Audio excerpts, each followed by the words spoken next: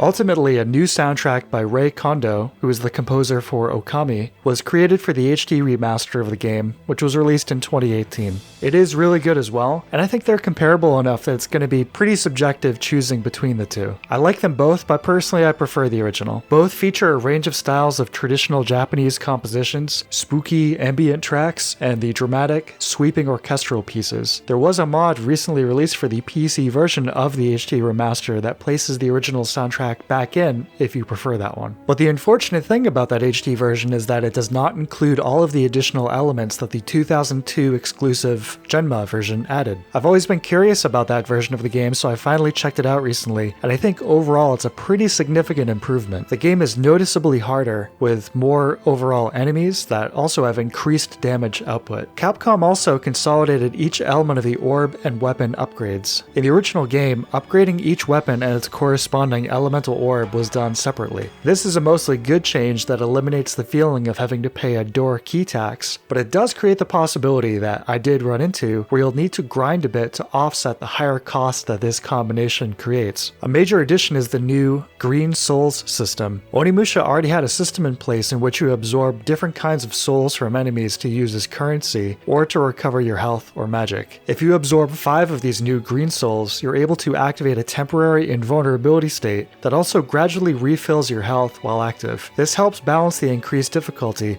and provides the player with an option to heal if they've run out of the limited consumable items that are found in the game. This is made even more interesting in that the enemies will also try and absorb these green souls as well. If they do, they become significantly more powerful and turn red, just like in Devil May Cry. If the player and an enemy both try and absorb a green soul, it creates a tug-of-war scenario in the heat of battle. This can add some nice complexity to fights with multiple opponents. You can't move, block, or attack while absorbing souls, so this creates this interesting situation where you need to quickly decide if it's worth letting one demon power up while several others are trying to attack you. Another change that leads to more expressive combat is the new 3-tier chargeable attack system. You can charge during the animations of other attacks, or while blocking or absorbing souls. This mechanic alone makes combat more interesting, increasing the complexity just enough. Hitting a green soul-powered enemy with a fully charged attack will release its green soul, downgrading their power and allowing you to absorb it, but enemies also have the ability to knock green souls out of you as well.